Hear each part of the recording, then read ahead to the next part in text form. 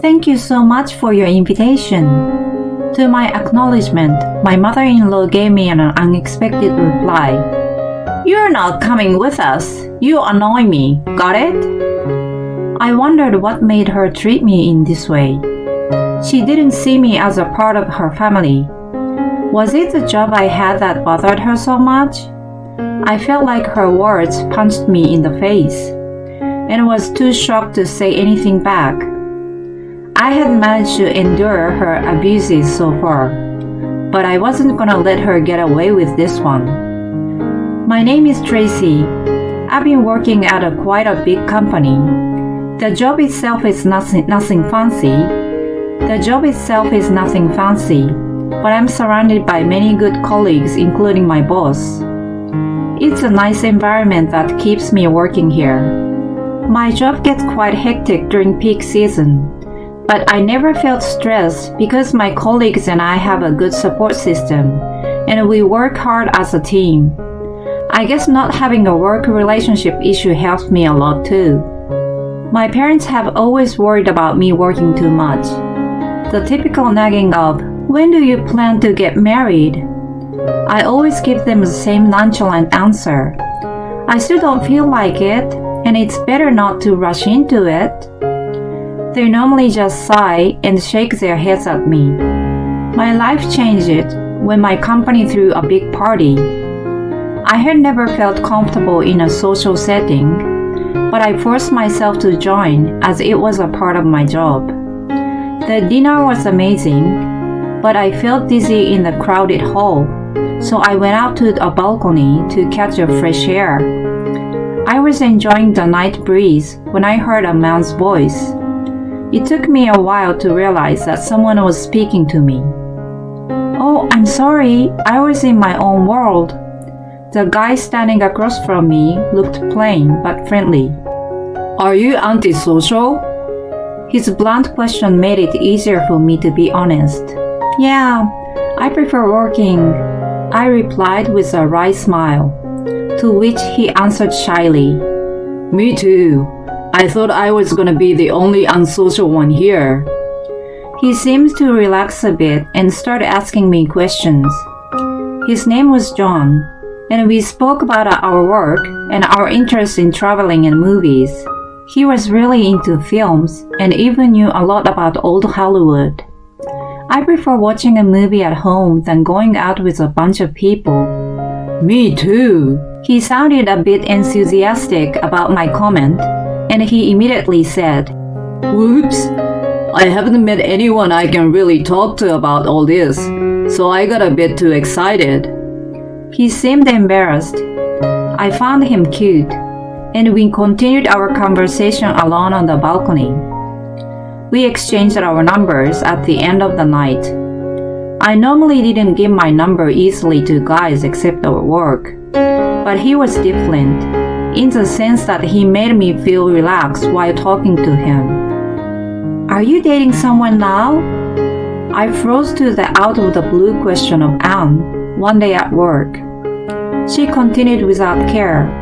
"Because you start wearing cute outfits to the office, I assume you are meeting someone special after work." I wasn't certain what she meant by dating. Not sure if we are dating, but we have common interest, and we watch movies or have dinner together. That's all. She looked at me puzzled and then rolled her eyes. That is called dating. I guess she could read my mind, going, "Wow, I've been dating." She slapped her forehead and chuckled. "I'm happy that you're happy." I had been focusing on my job so much for a long time that my dating monitor must have shut down. Also, it just felt so natural to be with him, so I didn't even think about our status. John and I had smooth sailing. It wasn't a passionate romance like in Hollywood movies, but more laid back, and we had a peaceful time together. Eventually, we got engaged. Although my work required a lot of me at times, he never complained about it. My colleagues were happy for me and glad to hear that I would be working as usual after my marriage. We started planning our wedding and invited our friends as well as all of our colleagues. John's parents had a quiet manner just like him. His dad was courteous and a man of few words. His mom had a demeanor of dependability without being noisy. When we had dinner to introduce each other's family, it wasn't like our parents hit it up, but it was more like a friendly gathering. However, my mom had a look of worry later that night. When I asked her what was wrong, she said, "You might have a problem with John's mom later on. But John is a reliable guy, so I hope he can stand it between." John's mom was well-mannered, but didn't look bitchy. I shrugged off my mom's comment at that time. Later on, I came to realize how on point my mom was about her. Our wedding and honeymoon were both amazing. I always wanted to go to Rome ever since I watched Rome on holiday. We weren't allowed to sit or eat anything at the Spanish Steps where Audrey Hepburn ate gelato, but I was ecstatic just climbing up the stairs. Even though we intentionally went there during off-season, there were still tons of tourists trying to take pictures. After we returned home, and just when we felt like we settled down, my work started becoming busier. I had already told John's parents that it normally got overloaded with work before and during long holidays, but it was particularly busy that Christmas season, and I didn't think I could take any days off. John and I went to visit his parents, and I informed them that I would miss the first Christmas with them. John's dad said, "We don't really have a big celebration anyway, so don't worry about it. Just come and see us when things settle down." John's mom too. I agree with him, but she looked like she had more to say. When I was helping her in the kitchen, my instinct came true. She still had a backward idea and thought women should stay at home and take care of the housework.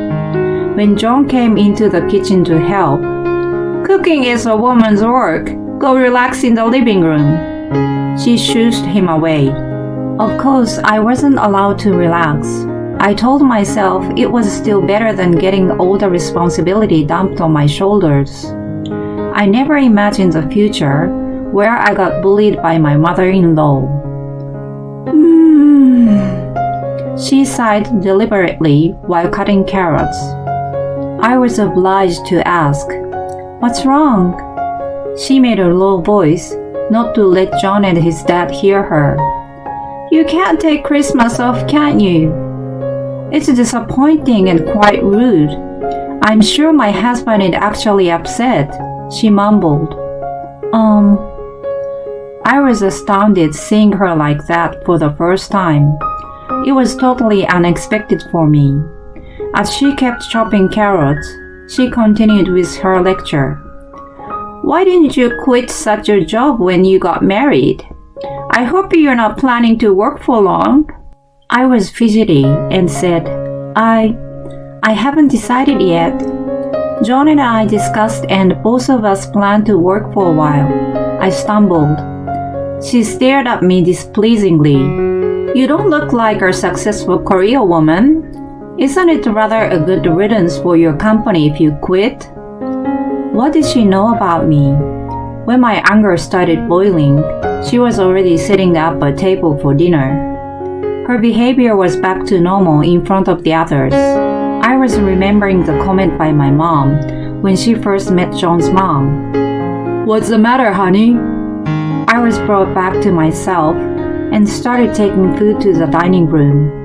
My mother-in-law pretended to know nothing and said, "Are you tired from unfamiliar cooking?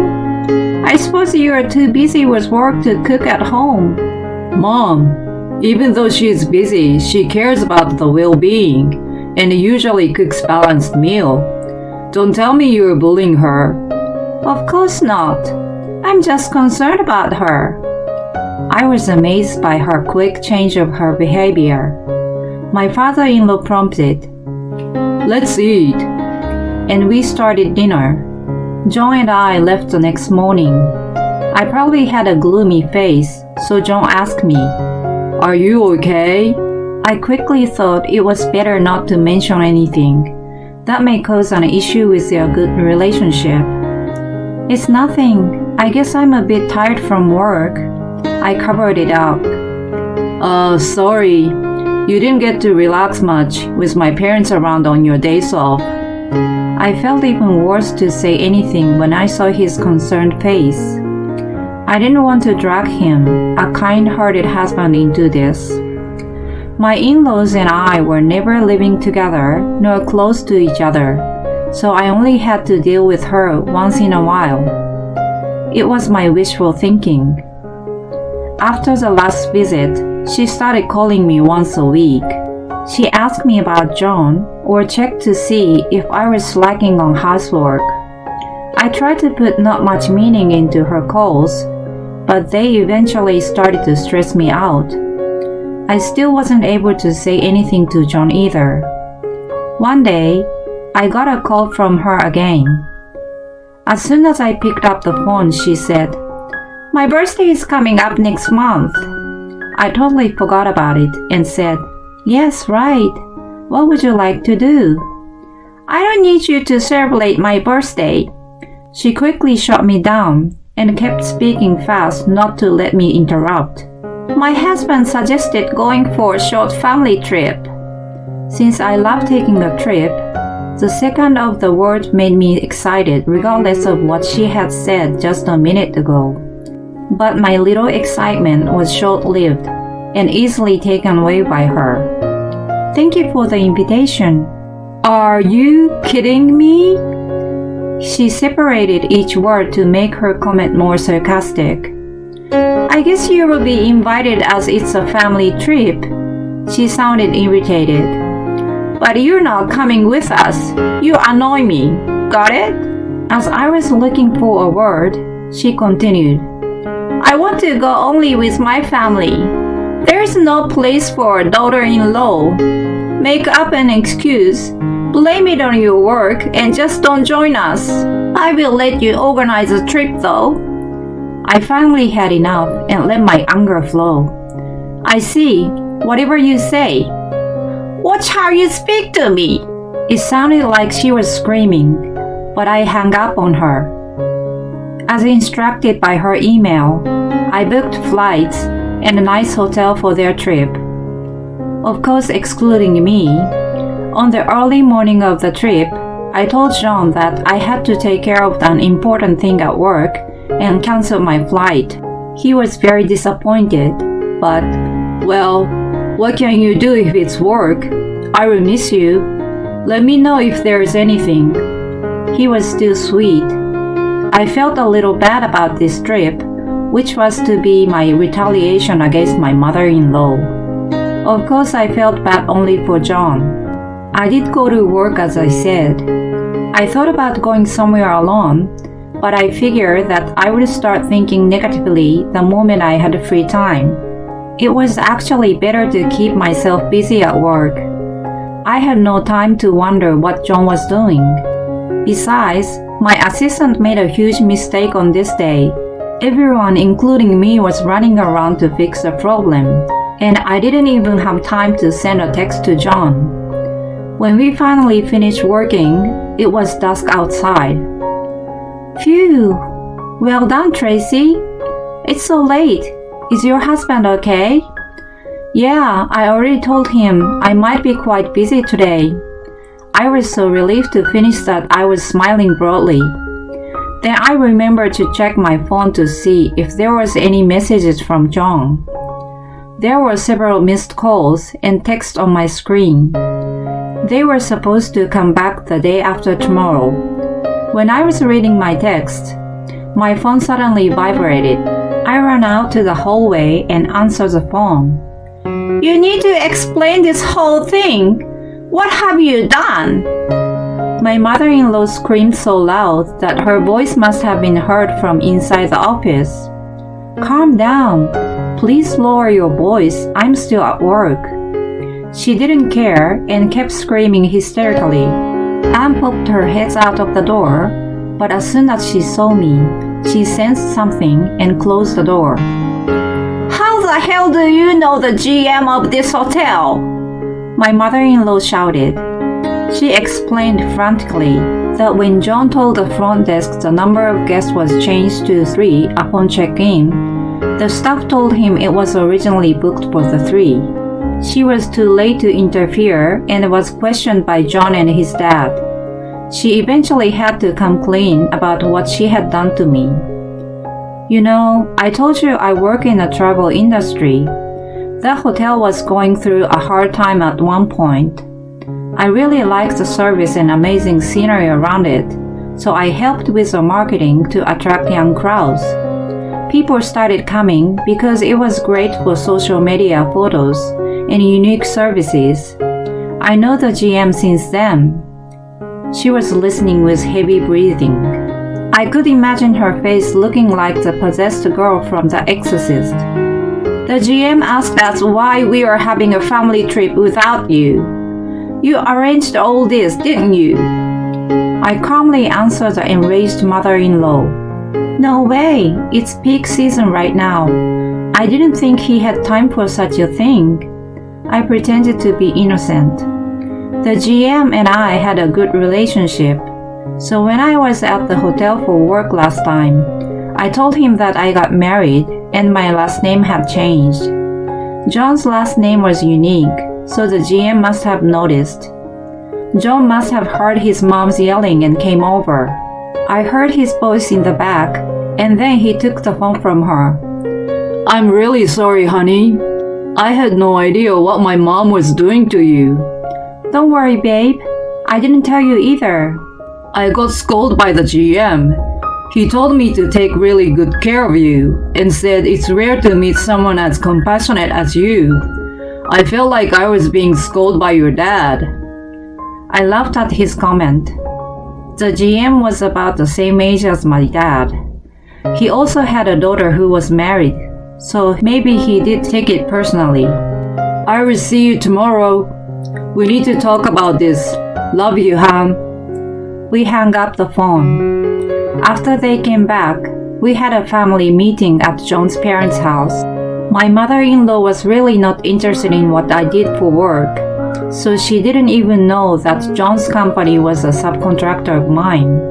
John was told by the GM that if he didn't take good care of me, the hotel was going to re-evaluate the contract with his company. It will affect your performance review. When the GM mentioned it, my mother-in-law finally realized that she interfered with her own son's success and had greatly regretted her action. It probably didn't have that much of an impact on his career, but she had no work experience of her own and totally believed it. She looked remorseful and shrunk a half size during the meeting. I will never take a trip with you. I will only go with Tracy from now on. To John's comment, she scurried to defend herself.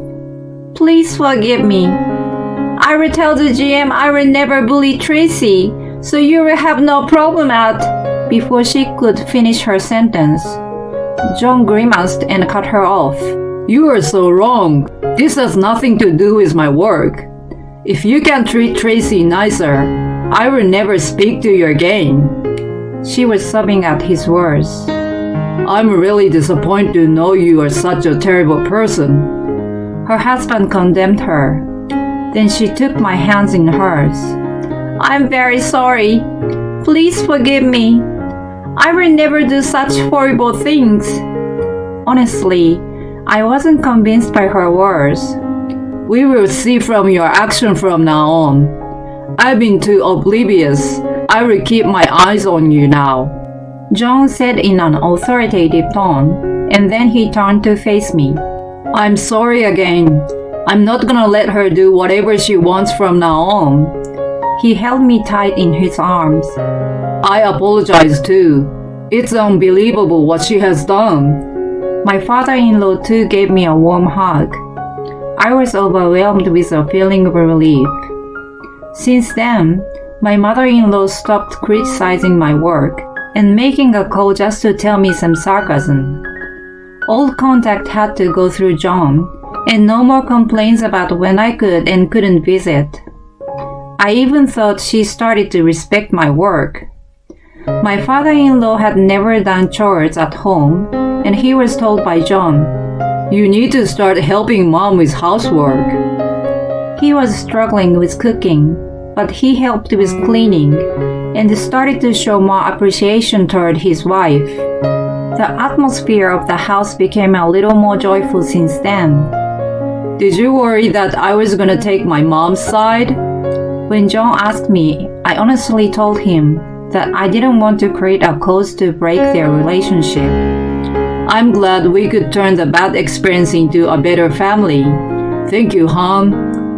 He gave me a kiss on my forehead. 3 months after the family trip, the four of us were staying at the same hotel. "Glad to see that it's still popular," I happily commented to the GM. "It's because of you," he said with a shy smile. My mother-in-law told him, "I'm very sorry for the incident. I've been scolded by my family and I deeply regret it now.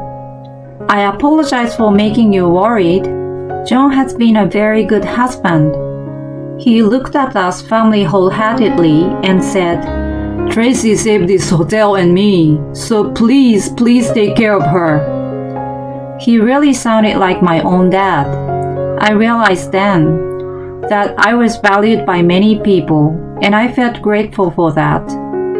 The trip turned out to be better than I had imagined. I had been there numerous times for work, so I was like a local guide. I took my family to secret spots, and we were all excited like kids. It was the perks of this job and my efforts. My in-laws and I would keep a reasonable distance and a good relationship in the future.